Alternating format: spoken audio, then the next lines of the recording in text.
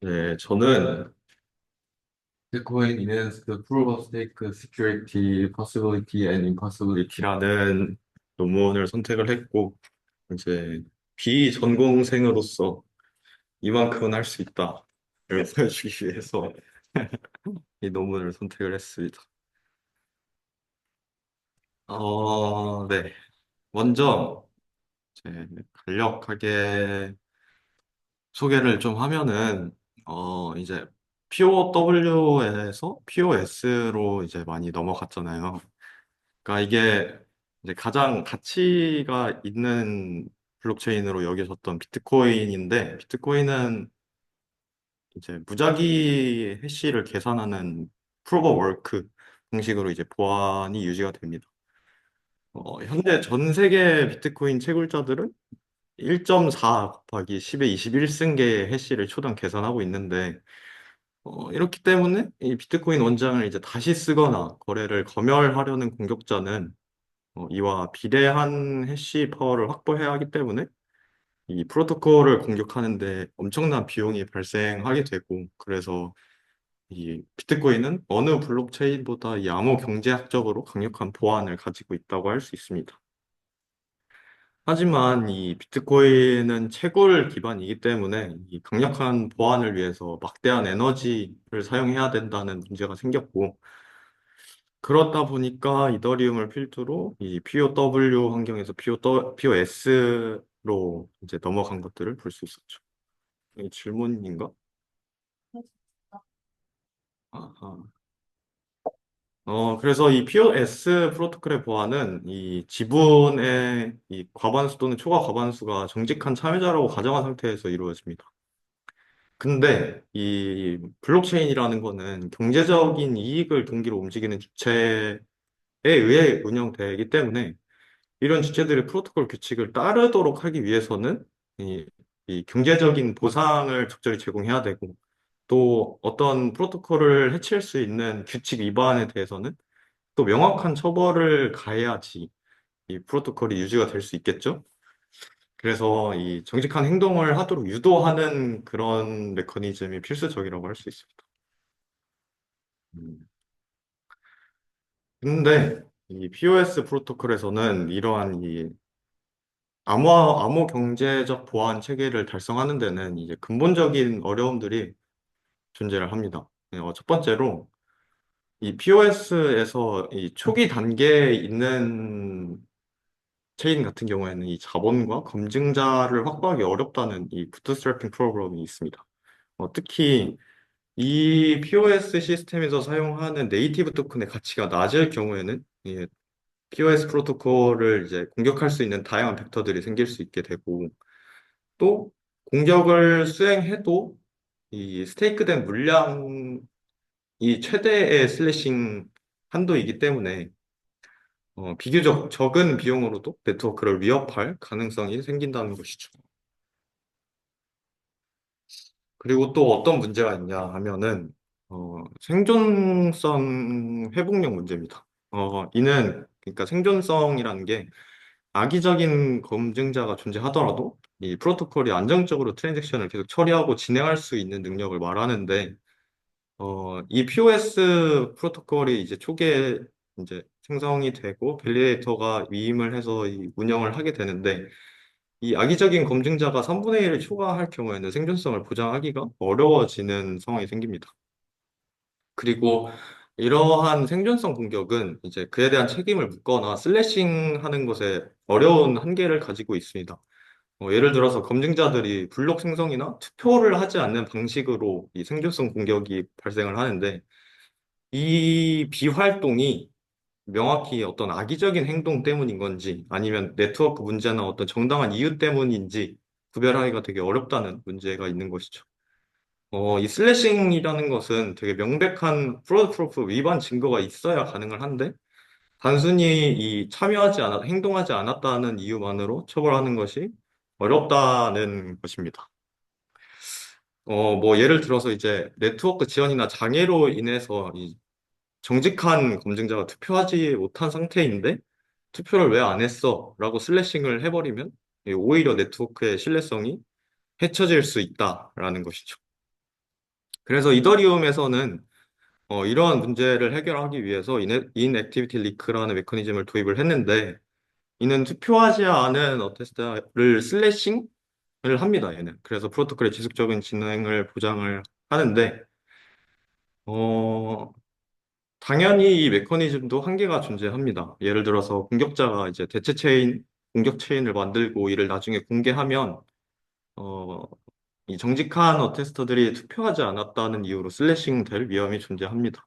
그리고 이더리움 같은 경우에도 검열 문제가 있는데 특정 트랜잭션을 검증한 행위에 대해서는 이 책임을 물을 수 없는 구조적 문제도 존재를 합니다.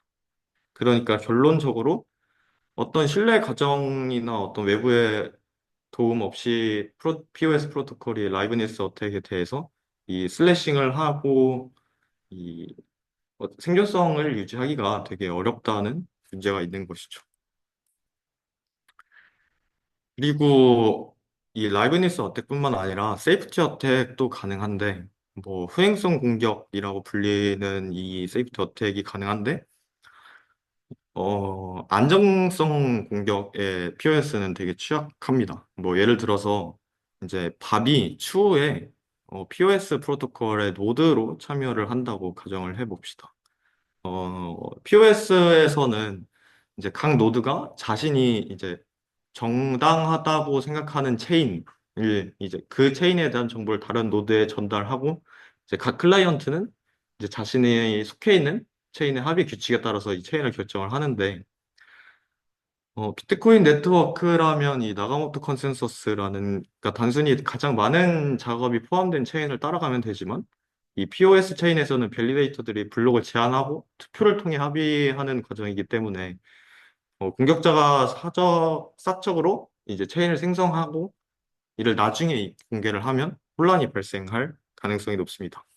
조금 더 자세하게 살펴보면 먼저 공격자는 POS 프로토콜에서 이 과거 밸리데이터들이 사용했던 개인 키와 그 투표를 진행했었던 그런 데이터들을 확보를 합니다. 일반적으로 이 밸리데이터가 스테이킹을 해제하거나 퇴출된 이후에 이 밸리데이터를 돌렸던 그 개인 키는 이제 사용하지 않게 되니까 이제 가치가 없는 상태인 거죠. 근데 공격자는 그 키를 확보한 이후에 그 과거 기록을 기반으로 자신만의 하위 체인을 생성을 합니다. 근데 이 체인은 기존의 정당한 체인의 규칙을 똑같이 모방해서 만들어지고 기존 체인과 동일한 컨센서스 룰과 타임스탬프를 따르니까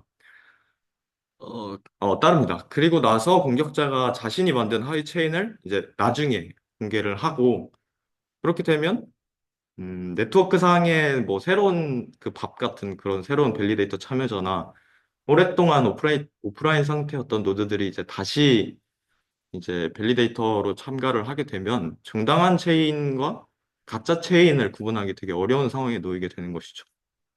왜냐하면 공격자가 정당한 체인의 타임스탬프와 밸리데이터 교체 기록까지 이제 완벽히 모방하니까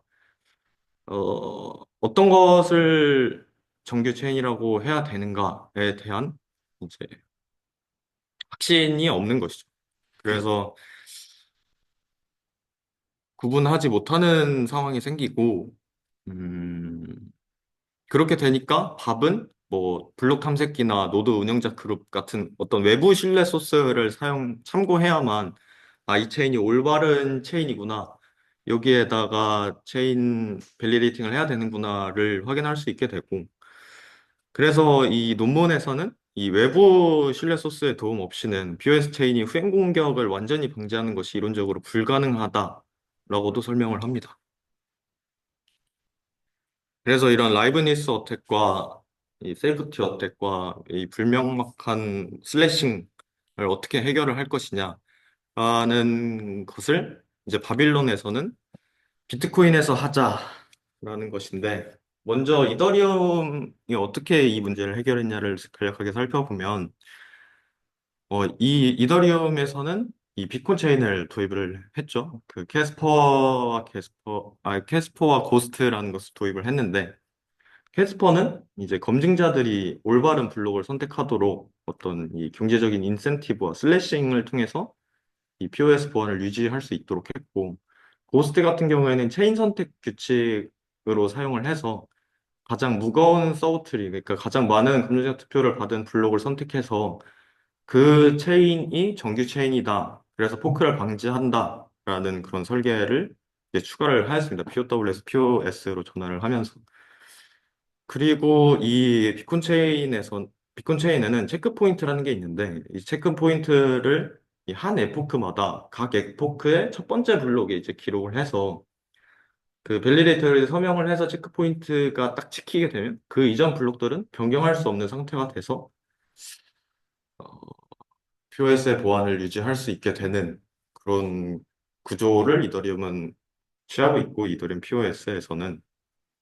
근데 이더리움처럼 성숙한 POS 체인을 제외하고 이제 막 출시한 POS 체인 같은 경우에는 이제 지금까지 언급한 여러 보안 문제들을 이제 스스로의 체인만으로 해결하기는 되게 어렵다는 문제가 있습니다. 그래서 앞서 언급했던 바와 같이 바빌론에서는 이 기존의 비트코인 해시파워를 재활용하면 POS 체인의 보안을 강화할 수 있지 않을까 하는 것이 이 논문의 핵심이고, 이 POS에서 앞서 가능하지 못했던 슬래싱이나 가능했던 여러 가지 어택들을 어떻게 하면 막을 수 있는가에 대한 설명이 제 논문에 담겨 있습니다. 먼저 바빌론이 비트코인을 어떻게 사용하냐, 이 체크포인트, 똑같이 이더리움 체크포인트와 동일한데, 바빌론은 이 비트코인의 OP 리턴에 이 체크포인트를 작성을 합니다. 이 체크포인트에는 POS 체인의 에포크를 나타내는 번호, 그리고 POS 체인에서 특정 블록을 나타내는 해시값, 그리고 POS 블록에 대한 3분의 2 이상의 검증자가 동의한 서명, 그리고 3분의 2 검증자의 서명 중 어떤 검증자의 서명이 포함되었는지를 나타내는 비트맵이 담겨 있습니다. 이 텐더민트 코스모스 존에서는 각 서명이 64바이트고, 이제 만약에 100개의 검증자가 참여해서 3분의 2, 67개의 검증자 서명을 체크포인트에 포함을 시키면 체크포인트 하나의 크기가 약 43킬로바이트가 됩니다. 근데 비트코인의 OP 리턴에는 80바이트의 크기 데이터만 기록을 할 수 있으니까 텐더민트 방식을 그대로 따르게 되면은 54개 비트코인 트랜잭션이 필요하게 되는 것이죠. 그래서 바빌론에서는 이 검증자들이 서명하는 것들을 BLS 서명을 통해서 하나로 압축하는 방식을 사용을 했습니다. 그래서 에포크 넘버 8바이트, 블록 해시 32바이트, BLS 사인 48바이트, 비트맵 13바이트에서 총 크기가 111바이트가 됐고, 이 체크 포인트가 111바이트가 됐으니까 비트코인 트랜잭션 두 개만 사용을 하면 체크 포인트를 비트코인에 남길 수 있게 되는 것이죠. 그래서 거기에 이제 두 트랜잭션은 이제 OP 리턴에 담기는 두 트랜잭션은 바빌론의 체크 포인트다라는 것을 표시하기 위해서 BBNT라는 어떤 고정 태그까지 포함을 해가지고 이제 나중에 클라이언트가 자신의 POS 체인에서 이 비트코인 타임스탬프를 가져와서 자신의 POS 체인이 올바른 체인인가를 확인을 할 때는 이 비트코인의 OP 리턴에 적혀 있는 BBNT라는 태그를 보고 바빌론의 체크 포인트구나를 파악해서 자신의 체인을 확장하는 식입니다. 그래서 이 체크 포인트가 이더리움에서 비콘 체인의 체크 포인트가 기록되는 것과 마찬가지로 비트코인의 OP 리턴에 체크 포인트를 기록함으로써 이 체크 포인트의 보안과 완결성을 이제 보장해준다라는 의미에서 데이터 어베일러블 타임 스탬핑 서비스가 바빌론이다라는 것이 이 논문의 제목입니다. 네. 이 체크 포인트를 보면 이 포크가 발생을 하고 난 뒤 첫 번째 블록이 비트코인에 담기는 것을 보면 이 상위 블록이 비트코인 블록에서 먼저 담겼잖아요. 그래서 이 바빌론에서 이 포크를 결정할 때는 이 비트코인에 어떤 체크 포인트가 먼저 담겼는지를 확인을 하고 그 체인을 정규 체인으로 선택하는 방식을 사용합니다. 이제 조금 더 자세하게 살펴보면은, 어, 바빌론의 빌리데이터들이 POS 체인의 블록 해시, 그리고 자신의 서명을 먼저 바빌론 블록에 담습니다. 그러면, 그리고 바빌론 체인의 한 에포크마다 마지막 블록의 해시에 서명을 해서 이 해시를 비트코인의 OP 리턴에 기록합니다. 바빌론을 이용하는 POS 체인의 각 블록은 이제 바빌론 체크 포인트를 통해서 비트코인 블록의 타임스탬프를 할당받고, 이러한 체크 포인트는 이제 비트코인의 순서대로 기록이 되어서 이 순서를 바탕으로 후행 공격을 실행하려는 악의적인 공격자들을 식별하고 공격이 실행되기 전에 슬래싱을 할 수 있는 구조입니다. 그래서 오른쪽 사진을 보면은 POS 체인 블록이 이렇게 생성이 되는데 이 블록에 대한 이 값을 바빌론 체인에 기록을 하고 이 기록된 바빌론의 한 에포크 마지막 블록을 이제 비트코인의 OP 리턴의 데이터를 기록을 하면 비트코인의 T1이라는 타임스탬프를 가지고 이 POS는 이 내 블록이 T1의 타임스탬프를 가지고 있구나를 확인할 수 있는 것이죠. 그래서 이 체크 포인트를 이용해서 바빌론의 보안을 제공받는 POS 체인은 패스트 파이널리티 포크 초이스 룰을 이제 받을 수 있습니다. 그러니까 POS 체인에 대한 뷰를 얻기 위해서 이 POS 체인의 클라이언트는 롱기스트 체인 룰에 의해서 확정된 비트코인 체인을 먼저 확인을 합니다. 그러면 이때 비트코인에 적힌 연속된 체크 포인트를 활용해서 클라이언트는 체크 포인티드 체인을 얻을 수 있고 이를 기준으로 체크 포인트가 아닌 블록들을 이어붙여서 완전한 POS 체인을 출력할 수 있는 것이죠. 근데 만약에 포크가 발생한다면 포크 시점 이후 첫 블록에 이제 더 빠른 비트코인 타임스탬프가 찍힌 포크가 정규 체인으로 인정을 받고 만약 두 포크에 동일한 타임스탬프가 있는 경우에는 바빌론의 이전 체크 포인트가 있는 POS 블록을 포함한 포크가 인정을 받습니다. 이해가 되시나요? 이해가 안 되시나요? 네, 그럼 넘어가겠습니다. 근데 이렇게 패스트 파이널리티를 선택할 수도 있지만 슬로우 파이널리티를 선택할 수도 있는데 어, 이거는 그러니까 약간 이더리움의 베이스 롤업과 같은 방식이라고 생각을 하시면 될 것 같아요. 그러니까 비트코인에서 POS 블록의 상태가 확인되기 전까지는 해당 블록을 이제 POS 체인의 일부로 간주하지 않고 있다가 해당 블록이 비트코인의 체크 포인트로 이제 기록될 때까지 기다린 이후에 그 POS 블록이 비트코인 체크 포인트, 그러니까 타임스탬프가 기록이 되면 이제 그때 POS 블록이 파이널라이즈드 되는 구조여서 그러니까 모든 블록이 비트코인 체크 포인트로 이제 보호를 받기 때문에 비트코인과 동일한 보안을 가져갈 수 있는 그런 구조도 있는 것이죠. 근데 그렇게 되면 비트코인의 이제 블록 생성 시간까지 그대로 상속을 받으니까 POS 블록 생성 시간도 평균 10분 정도 걸리기 때문에 어떤 이 POS 자체의 빠른 처리 속도를 희생할 수밖에 없는 구조입니다. 그리고 이제 withdraw 룰이 있는데, 이 밸리데이터가 스테이킹 물량을 출금하려면 먼저 이 POS 체인에 출금 요청을 보내야 합니다.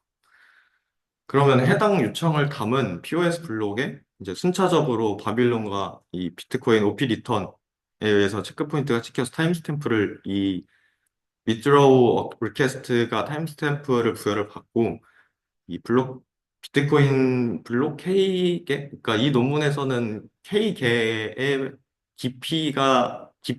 블록 깊이에 도달하면 이제 POS 체인에서 출금을 할 수 있게 한다라고 작성이 되어 있는데 근데 이 시점에서 이제 이 출금한 밸리데이터가 만약에 후행 공격에 가담했다고 이제 가정을 해보면 공격 체인의 블록들은 비트코인의 체크 포인트가 찍힌 T1 이후, 그러니까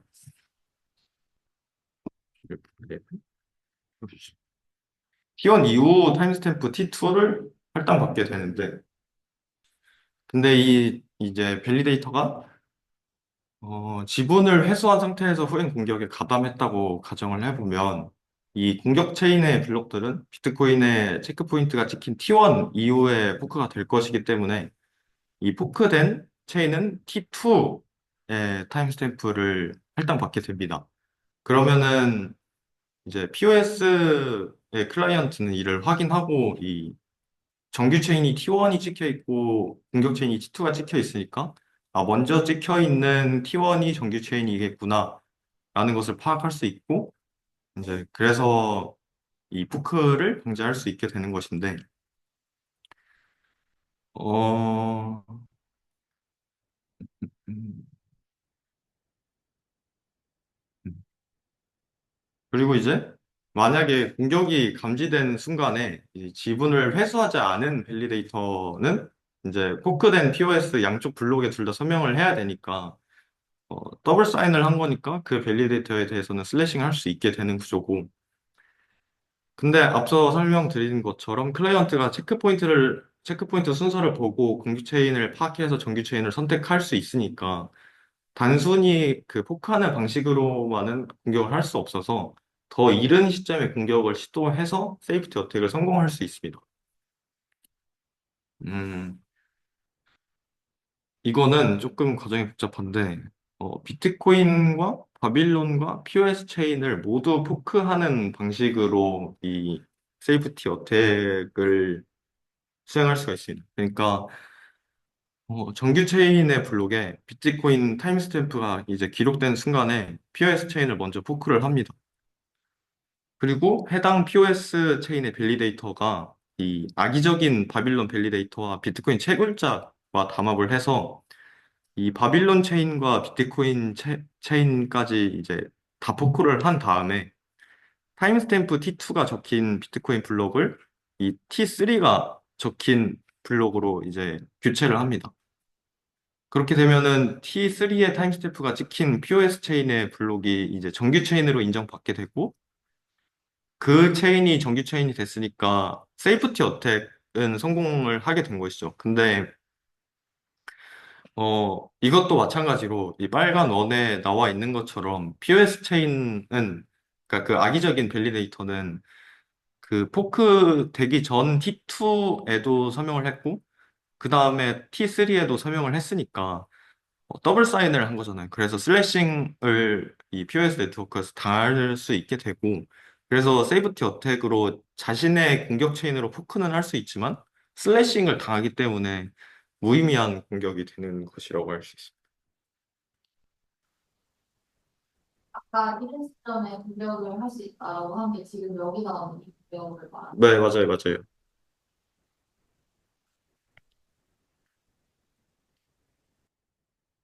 그리고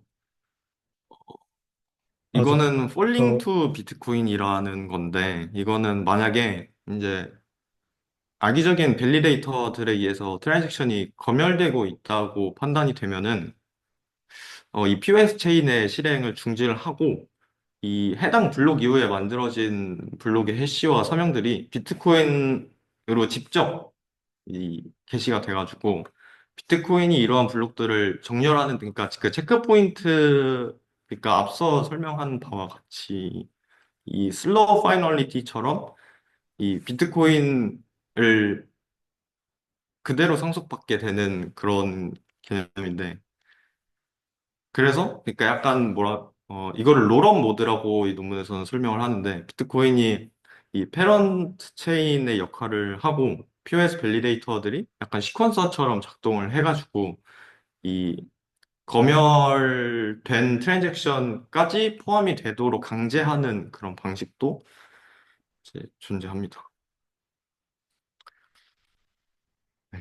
그래서 약간 이 논문에서 설명하는 거는 그러니까 이 POS에는 이런 문제들이 있고, 이런 공격들이 가해질 수 있고, 이런 것에 대해서는 슬래싱을 할 수 없다.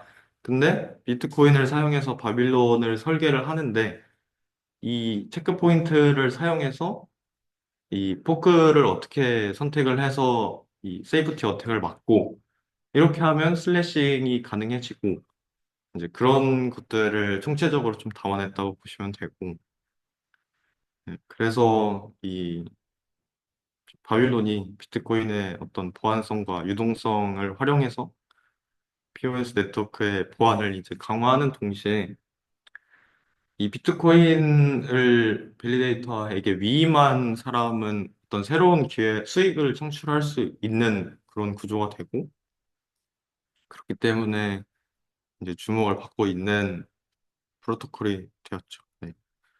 근데 이 논문이 작성된 이후에는 현재는 뭐 이제 이 논문에서는 어떤 방식으로 슬래싱을 그러니까 비트코인 UTXO를 어떻게 슬래싱할 것인가에 대한 내용은 담겨 있지 않은데 현재는 뭐 EOTS와 같은 어떤 자세한 슬래싱 메커니즘까지 구체화가 됐어서 그 내용까지 더 팔로우업을 해보면 좋을 것 같습니다. 이상으로 발표를 마치도록 하겠습니다. 저 질문 있는데요. 네, 제가 약간 이해를 못했는데 그 콜백 투 비트코인 해서 네, 데이터 가용성 공격을 방지하는 메커니즘 이거가 약간 검열과 관련된 거라고 하셨는데 네. 그냥 그 POS 밸리데이터들이 시퀀서로 작동하고 비트코인 마치 롤업처럼 동작하는 게 어떻게 이거를 막는지 구체적으로 약간 이해가 음, 안 돼서요. 왜냐면 검열이라는 거 이제 멤풀에서 블록에 네. 포함되는 과정에서 일어나는 건데, 시퀀서를 그대로 그 POS 밸리데이터들이 하면, 그러면은 그게 어떻게 검열을 해결하는 방법이 될 수 있나? 어, 그러니까 네. 이제 그 POS에서 클라이언트가 그 트랜잭션이 검열됐다고 이제 판단을 하면은 그 트랜잭션하고 그 센서십 뭐 컴플레인이라는 거를 바빌론에 제출을 할 수가 있어요.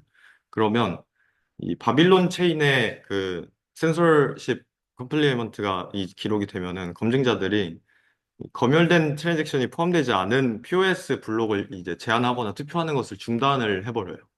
그래서 이 근데 그 검열된 트랜잭션을 제외하고 이 센서십 컴플레인트가 바빌론에 기록된 이후에 이 체크 포인트가 된 POS 블록들은 그러니까 다음에 됐는데 그러니까 트랜지션이 그러니까 검열된 트랜지션을 제외하고 그 다음 블록이 이어지면은 그 블록들을 검열을 당한 블록으로 바빌론에서 간주를 하는데 그래서 그 검열된 블록을 제한자 그러니까 POS 밸리데이터들을 슬래싱을 해버려요. 그래서 이 검열된 트랜지션을 반드시 담도록 강제를 하는 그런 구조인 거죠. 이해했습니다. 감사합니다. 그리고 저도 이해 약간 안 된 게 있는데, 네. 아, 방금 아, 네. 해서 그래서 그러면 컴플레인된 센서된 컨디션들이 비트코인에 실리고 그게 중에 커버메이션 그거를 그 비트코인 올라와 있는 걔네를 포함 안 하는 POS 레이트 쓰시는 네, 그래서 POS 밸리데이터들이 시퀀서처럼 작동을 한다라고 저는 이해를 하긴 했습니다. 네, 16페이지랑 16페이지.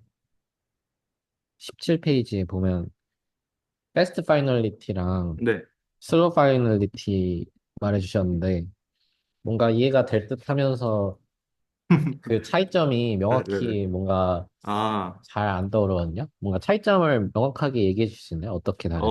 그러니까 이 슬로우 파이널리티 같은 경우에는 이 그러니까 페스트에서는 이 블록을 그러니까 음, 아, 그러니까 패스트 파이널리티에서는 이 바빌론의 마지막 에포크가 비트코인에 담기게 되고 그게 POS의 타임스탬프로 작동을 하는 거잖아요. 근데 그러니까 패스트 파이널리티는 에포크를 나눠놔서 그 에포크가 하나의 타임스탬프를 가지니까 뭐? 가지는데 이 슬로우 파이널리티 같은 경우에는 이 각 블록마다 이 비트코인의 타임스탬프가 찍혀야지 이제 POS 블록으로 인정을 하는 거라서 그래서 POS가 이제 여기 보면은 패스트 파이널리티 같은 경우에는 이제 T1 그러니까 다른 블록인데 비트코인에 다른 타임스탬프가 찍힐 수 있잖아요. 근데 슬로우 파이널리티 같은 경우에는 POS 블록이 T1, T2, T3 이렇게 돼야 된다는 거죠. 그러니까 그 슬로우 같은 경우에는 POS의 모든 블록이 비트코인의 다른 타임스탬프를 가지고 그래서 그 비트코인의 타임스탬프를 받아야만 그 블록이 POS 블록으로 인정이 되는 구조여서 비트코인의 보안을 그대로 상속받을 수 있다라는 느낌이에요. 그 21번 슬래싱 룰 관련해서요. 저도 이거 한창 예전에 아이겐레이어 조사하면서 이쪽 부분에 대해서 관심을 많이 가졌었는데, 그러니까 여기서 그러면 슬래싱 당하는 손해 보는 거는 POS 밸리데이터밖에 없는 거죠. 그쵸.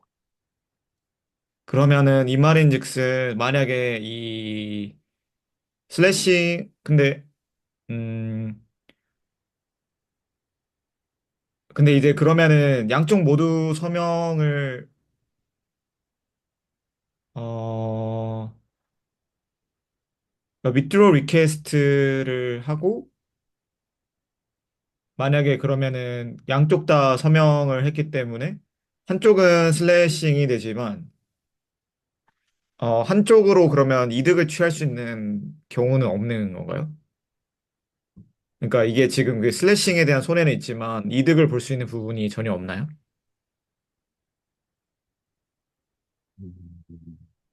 그냥 논문에서는 이 세이프티 어택을 성공할 수는 있지만 슬래싱을 당하기 때문에 굳이 세이프티 어택을 하지 않을 것이다라고 하거든요.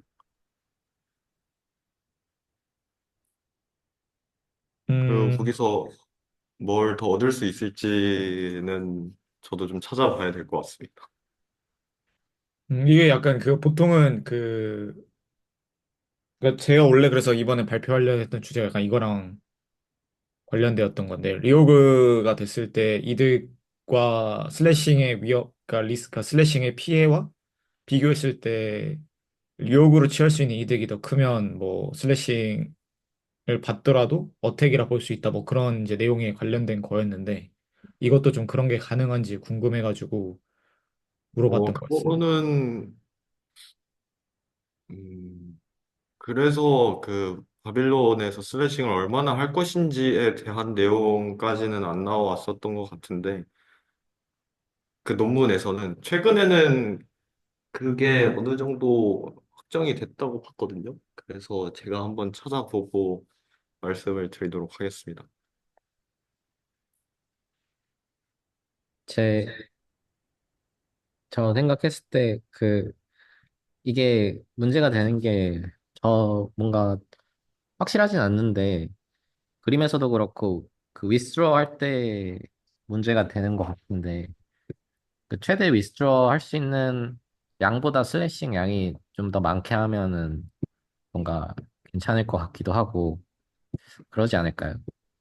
다른 그러니까 바빌론이 이게 일반적인 블록체인은 아니고 진짜 그 POS의 보안만 제공하는 블록체인이다 보니까 위스트로 상황 말고도 어택할 수 있는 상황이 있는지는 저도 잘 모르겠어서 그렇게 하면 이제 슬래싱을 그것보다만 크게 하면 될 것 같다는 생각도 들긴 합니다. 그 뭔가 논문에서는 그 약간 이제 공격자가 아까 그 롱렌지 어택처럼 그 자산을 출금한 상태에서 이제 악의적인 후행 체인을 아니 그 가짜 체인을 만들어서 포크 공격을 하는 것을 막을 수 있는 그 방법에 대해서 설명을 했던 것 같고, 말씀해주신 것처럼 리옥으로 얻을 수 있는 이득이 만약에 슬래싱을 당하는 이득보다 크다 하면은 그 공격은 뭔가 가능할 것 같습니다. 근데 여기서는 리오그가 가능한 거잖아요. 맞죠? 그렇죠. 리오그가 슬래싱의 가능해서 그 리스크를 공격 안 낸다면. 체인이 정규 체인으로 확정이 될 수도 있고, 근데 이제 그래서 세이프티 어택은 성공할 수 있으나 이제 더블 사이닝을 했으니까 슬래싱은 당한다라는 느낌이었어요. 그러니까 T1 다음에 지금 이 그림 같은 경우는 T3를 따라가게 된 거잖아요. 저게 이제 캐노니컬 체인이 비트코인은 T1 다음에 T3가 되는 거니까. 그렇죠, 그렇죠. 저렇게 가게 되면. 그러면 T2에서 출금했던 거는 저때 당시에는 유효했으니까 출금이 처리가 됐는데, 그럼 그 출금된 거를 가지고 뭔가 이제 리오그를 이용해서 이득을 취할 수가 있겠네요. 이론적으로. 그런 건가요? 그렇겠죠? T2까지는 파이널 된 상태인 거잖아요. 맞죠? 네네네, 맞아요. 일단 알겠습니다. 네. 그 혹시 그것도 같이 공유 한번 해주실 수 있나요? 그 아까 얘기했던 이 논문에 담겨 있나요? 그 아까 말한 리오그와 관련된 그러니까 슬래싱에 관련된 기준이라는 게 정해졌다고 하셨는데 그냥 커뮤니티에 있는 내용인가요? 아니면 혹시 출처 같은 거 공유해 주시면 감사하겠습니다.